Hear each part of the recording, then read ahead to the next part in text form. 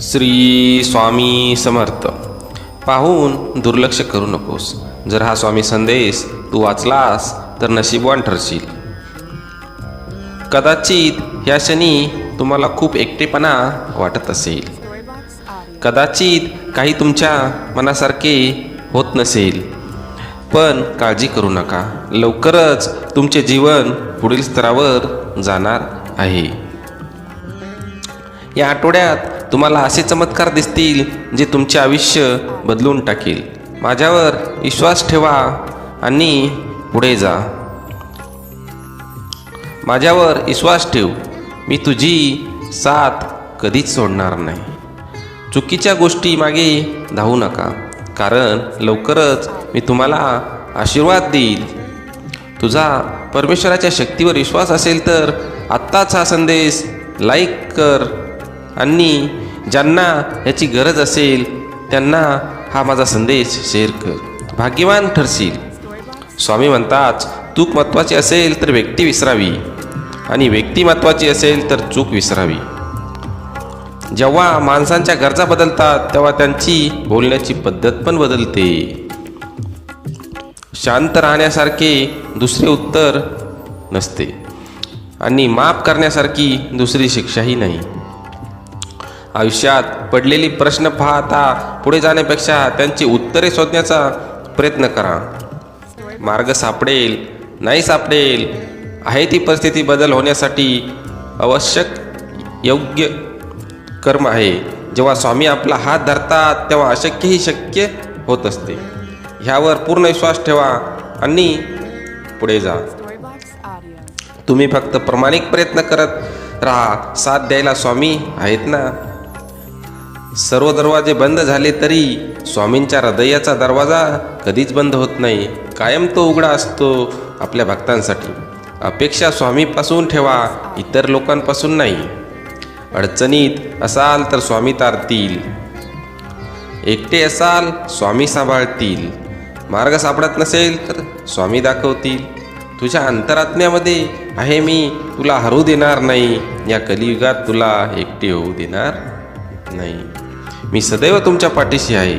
जी झुंज तू खेळत आहेस मनाशी, त्याला तू मार्ग दाखवत राहणार आहे मी. मी काळ ही होतो, आजही आहे, उद्याही असेल. भिवू नकोस, मी तुझ्या सदैव पाठीशी आहे. संकट तुमच्यातील शक्ती आणि जिद्द पाहण्यासाठीच येत असतात. त्यामुळं संकटांना सामोरे जा. संकटावरती मात करा आणि पुढं जा. दगडातून मूर्ती बनवण्यासाठी दगडाला टाकीचे घाव सोसावे लागतात. तसेच आपल्यातील मानवी मूर्ती बनवण्यासाठी आपल्यालाही परिस्थितीचे घाव सोसावे लागतात. परिस्थिती कुठलीही असो, तुम्ही खंबीरपणे उभे राहिले पाहिजे आणि तिला सामोरे गेले पाहिजे. स्वामींवरती विश्वास असला पाहिजे. स्वामी तुमच्या प्रत्येक दुःखाला दूर करतील. तुमची खरीखुरी श्रद्धा योग्य ठिकाणी असेल तर पाषाणाला दैवत्व येते. त्यामुळं तुम्ही श्रद्धा ठेवा. श्रद्धेशिवाय काहीच साध्य होत नाही. तुमची अंधश्रद्धा असेल तर मानवी रूपातील पशुत्व त्याचा फायदा घेऊन परमेश्वराच्या नावाखाली तुम्हाला जाळ्यात अडकवून तुमची कटपुतळी करतो. त्यामुळं तुम्ही सावध राहिलं पाहिजे. जीवनात कधी दुःख आले तर आपले दुःख आणि वेदना जगाला सांगू नका. त्यांच्याशी लढत राहा, सामोरे जा, समाधानी राहा, सुखी व्हाल. भक्ती करा, मुक्ती मिळेल. ध्यान करा, ज्ञान मिळेल. प्रार्थना करा, प्रगती होईल. मीपणा सोडा, मोठे व्हाल. कला शिका, अमर व्हाल. व्यसन सोडा, शांती मिळेल. सहाय्य करा, सोबत मिळेल. दान करा, धन मिळेल. त्याग करा, आत्मानंद मिळेल. श्रम करा, सुख मिळेल. जिथे सर्व असमर्थ तिथे फक्त स्वामी समर्थ. मी सर्वत्र आहे, मी चराचरात व्यापून आहे. मी वारा आहे, मी पाणी आहे. आकाशही मीच आहे, गाणगापुरातही मीच आहे. ध्रुवावर, कैलासावर आणि गरुडावरही मीच आहे. मी कुठेही गेलेलो नाही, मी सदैव तुमच्या पाठीशी आहे. असे स्वामी समर्थ सांगतात.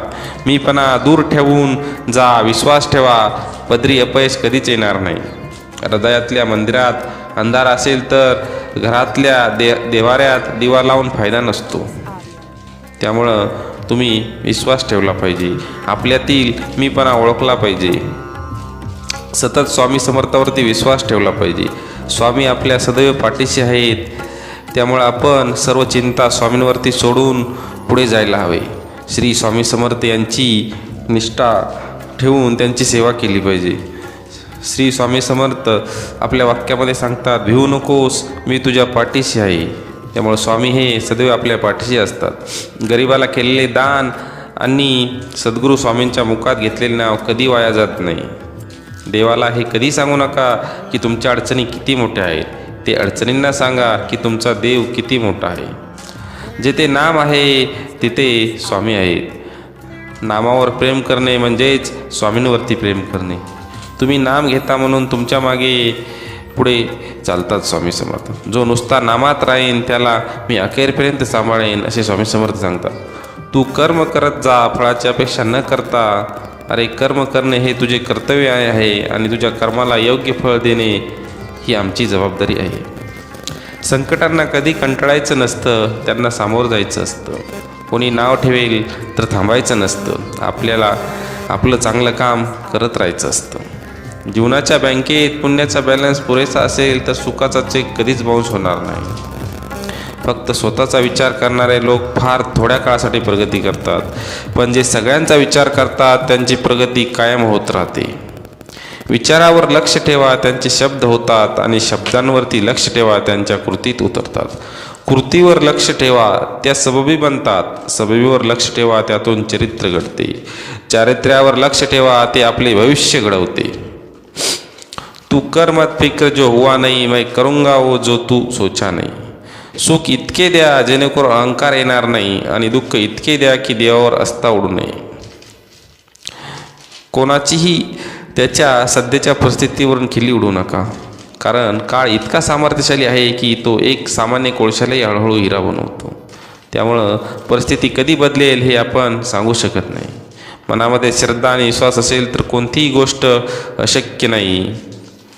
उपवास हा नेहमी अन्नाचाच का करावा? कधी कधी वाईट विचारांचा करावा. कधी उपवास अहंकाराचा करावा, कधी उपवास मीपणाचा करावा. तुझ्या अंतरात्म्यामध्ये आहे मी, तुला हरू देणार नाही. या कलियुगात तुला एकटे होऊ देणार नाही.